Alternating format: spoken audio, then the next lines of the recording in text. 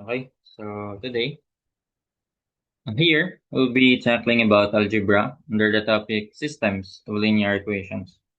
We'll be solving this with multiple solutions by elimination, by substitution, by Kramer's rule, and meron pa ba? By Caltech na, yung huli. Okay, so let's first solve this by elimination. So here, by elimination, ayan. So first, dapat determine mo muna kung alin yung eliminate mo. Si x ba o si y. If you're going to eliminate x, so dapat pag sinubtract mo or inad mo tong dalawang to, mawawala na yan. So dapat you will multiply this equation, sulit ko na lang uli. So x minus y equals -1. Nilayo ko. 2x plus y equals -8. Okay? So here, by elimination, try nating i-eliminate muna si x. By elimination of x,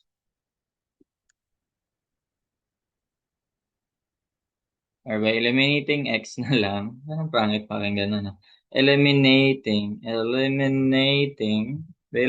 x, first step natin. Then, sunod, eliminate naman natin si y para maraming choices, maraming ways. So, we're going to multiply this equation by 2x. Ikaw bahala kung 2x, ima-minus ko tong dalawang to. No? Pero kung negative 2x, i-add ko naman sila. Ikaw, depende. Your choice. So, in my case, ano na lang, para di ko na siya i-minus. Mas nakalilito kapag minus eh. So, ano na, add mo na lang sila. So, ibig sabihin, multiply ko na to by negative 2x. Negative 2 rather. Okay, multiply ko siya by negative 2. Yung buong equation na yan. Then, syempre, anong gagawin mo sa isang side, gawin mo rin sa kabila. Okay, so simplifying this, we'll have, baba ko na lang. So, ayan, distribute. Negative 2x, negative 2 times x, negative 2x, then negative 2 times negative y, that's positive 2y. That will be equal to negative 2 times negative 1, that's positive 2. So, baba, kopyahin lang natin. 2x plus y equals -8. So, here, we can now solve for y. Kasi we can simply cross out the x. Di ba? 2x, negative 2x plus 2x is just 0. So, 2y plus y, that is 3y. And 2 minus -8, that is -6. So, by dividing 3 both sides, cancel na ulit si 3. So, y equals -2. 6 divided by 3 ay -2. Si y, una na eliminate natin. O, ganun.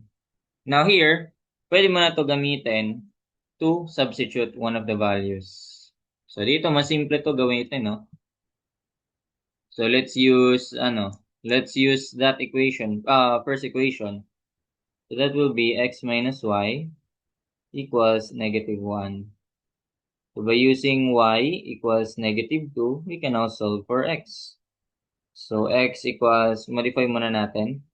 Si y, lipat muna natin sa kabila. Or, ibig sabihin, pwede rin natin gawin ay, let's add y on both sides. Add y plus y. Maka-cancel na siya sa isang side. So, x na lang yan. Right? May is equal to -1 plus y or y minus 1. Pares lang yan. So, now, ito, dito na pala natin gagamitin yan. So, by substituting y equals -2, ayan. So, x equals -1 plus -2. So, x equals -1 minus 2 kasi positive times negative. That is -2. That's the answer. So, solution is x is -3 and y is -2. Now, what if si y naman in-eliminate natin? So, dapat pares pa rin tayo ng papalabas. Another solution. Oops. Napunta dyan. Bakit ganun? Wait lang Ay, galit. Nakalock ba to? Hindi naman.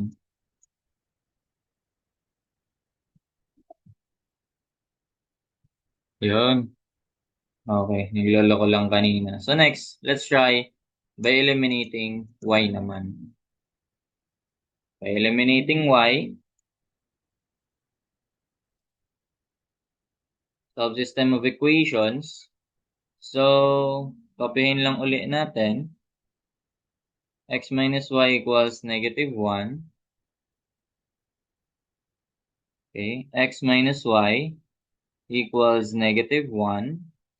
And 2x plus y is equal to -8.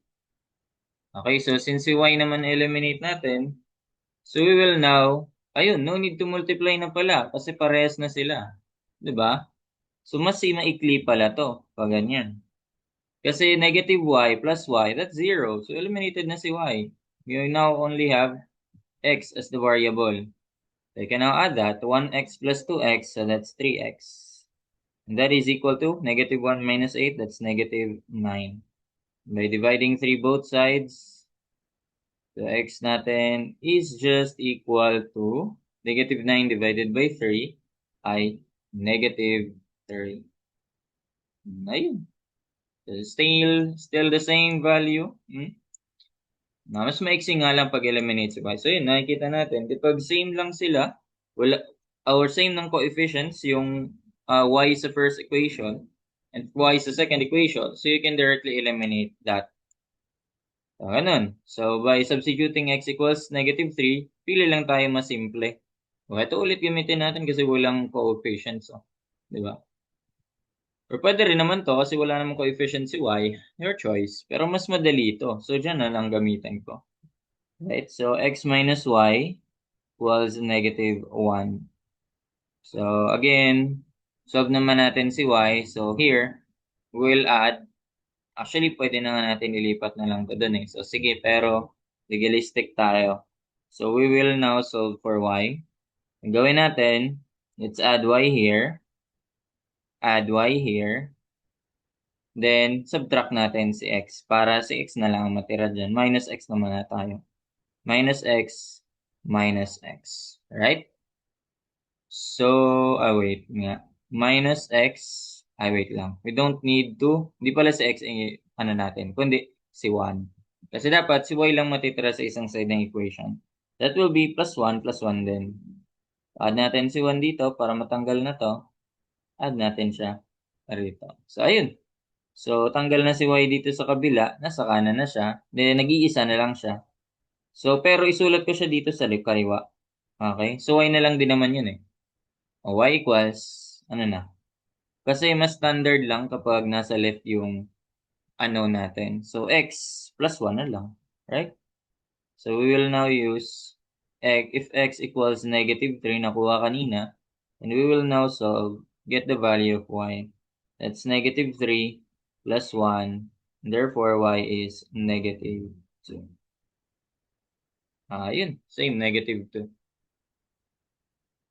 One more solution is by substitution. By substitution, so pili ka ng isa na isa-substitute mo. So ito, isa na lang pakita ko. So by substitution, yung mas maiksi na lang, mas madali na lang. Sige. Yan. So by substituting, sige, parehas na ipakita ko. Para last na lang yung by Kramer's rule. By substituting y, or x na lang din ulit. So again, pili ka lang ng isang equation sa dalawa. This or this. Yung mas simple, syempre. So again, x minus y equals -1. So ang gagawin ko, I will add y here and add y here. So mangyari, cancel na si y. X na lang matitira sa isang side. So x equals -1 plus y, or pwede ko siya isulat as y minus 1, no? Ayan, mas maganda lang kasi tignan kapag yung leading term mo, yung nasa unahan ay hindi negative. So, y minus 1. Okay, so yan. Substitute ko na yan sa dito. Papalitan ko lang yung 2x plus y equals negative 8. Yung x nun, papalitan ko neto. Okay, so we'll use that. We substitute. Yan, so x equals negative y minus 1. Masyado ano, no? Negative y minus 1. I meant y minus 1. Okay, so twice ng x ay y minus 1 plus y equals negative 8. So twice ng y minus 2 times 1, that's minus yun, di ba? Y minus 1. So 2 times y, 2y, 2 minus 1, negative 2. And plus y equals negative 8. So 2y plus y, 2y plus y. Add lang natin yung mga similar terms. May variable, 2 plus y. 2y plus 1y. That's 3y. Then, syempre may 2 ka pa rito. So, ayan. Subtract mo muna pala yun. So, tanggalin mo muna yun. So, you are going to add 2 on both sides. So, 8 minus 2 na lang sa kabila. So, alright? So, 2y plus y, that's 3y equals negative 8 plus 2y, negative 6. So, ayun. We're dividing 3 both sides. So, cancel na yung y, 3. So, 3y over 3. So, that will be y equals negative 2. Parehas ulit sila. Okay, yan lang siya. Then, after that, ito lang, mas mahaba lang siya. Babalik mo naman to, gagamitin mo ulit yon para ma-solve mo yung x. So, x equals y minus 2 by using y equals negative 2. So, x equals negative 2 minus 1. So, x is negative 3. Ganyan. So, negative 3x, x equals negative 3, and y equals negative 2. So, ayan, by substituting, mali pala, no? Substitute, substituting, hindi ko naman, no? Kaya naman pala. Substituting x. Okay, so okay na yan. Ganun na rin yan kapag substitute kay y. Okay, same lang yan siya. Try mo na lang din. So next, finally, by using, ano na tayo? Kramer's rule. By Kramer's rule. Kramer's rule. Ang Kramer's rule, so this is involving matrices or determinants to be exact. Determinants. Okay, so ayan. So, ang gagawin lang natin dito is itra-transform natin yan into matrix by using the coefficient. So, this one, nasan yun? Okay, so this one has a coefficient 1. Ito also minus 1 nga lang, then negative 1. Lagay natin. So, 1, negative 1, and negative 1, no? Layo ko ulit. So, sunod ay 2, 1, and negative 8. 2, 1, and negative 8. So, ayun. So, by using determinants, ang formula lang, para makuha mo yung x and y is x ay solve mo lang by determinants to eh. Wag muna natin lagyan ng formula. Sige, pakita na lang natin mamaya. Okay? So this one's involving kasi? Advanced math. Okay, so matrices. So una, To directly solve for x, kunin mo muna yung determinants. Ang determinant can be solved. Ito lang gagamitin natin na determinants. Okay? So, sulat ko nga lang na this one, yung first row, first column is mga x. Diba? Coefficient ni x. The second column ay coefficient ng y. Ito yun. And yung last ay constants. The constant, yung walang part na variable. Ayan o, constant sila. Or nasa other side ng equation. Okay, so let's solve for this determinant nung this. Okay, nung una lang. So pag solve ng determinant, pag sinabi nating determinant, so we will have, dapat makabuo tayo ng, paano yan? Cross multiply mo lang naman yan eh. Diba? For 2 by 2, di pa naman pala masyadong complicated. So ito lang yan. 1 by 1. Okay? Divide, minus mo lang sa dito. So yun yung determinant nun. 1 times 1 minus 2 times negative 1. Ayun. So that will be 1 minus negative times negative, that's positive 2. Tama? 2 times 1. So that will be 3. Ayun yung determinant. Now, paano natin masasolve yung x niyan? So to solve for x, puro determinants lang to. Pero to solve for x, we will now still use this. Pero, kapag isa-solve mo sa x, ang gagamitin mo, papalitan mo siya nung this one. Pero si y as is lang.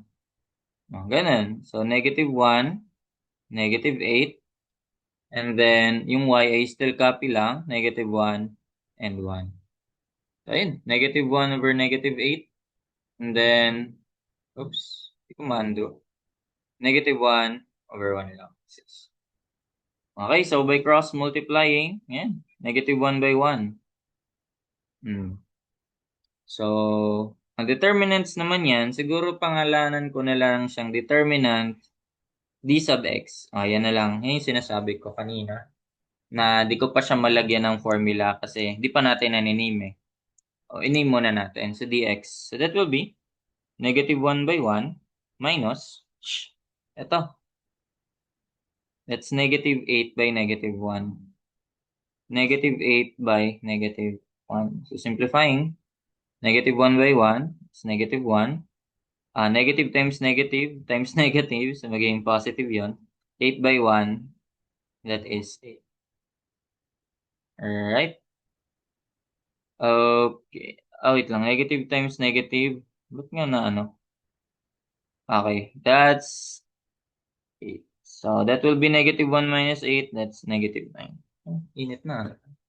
Okay. So, ganun lang ang x. Pag kay x. Then, pag isosolve naman natin yung y, so we'll now use, papalitan lang din natin tong y nung constant naman. Si x as is lang din siya. So, ganun. So, x tapos c naman to. Okay, so, ang x ay 1 and 2. And the constant ay negative 1 and negative 8. So, still, using the same principle, 1 times negative 8 minus 2 times negative 1. So, pangalan ko naman yung dy. Kasi si y naman yung nireplace eh. Okay, so that will be 1 times negative 8 minus 2 times negative 1. So 1 times negative 8, that's negative 8. And then negative times negative, that's positive. 2 times 1, that is 2. So plus 2. So negative 8 plus 2, that's negative 6. So ayun. So what? So ano na makukuha natin dyan? What is the value of x and y? Okay.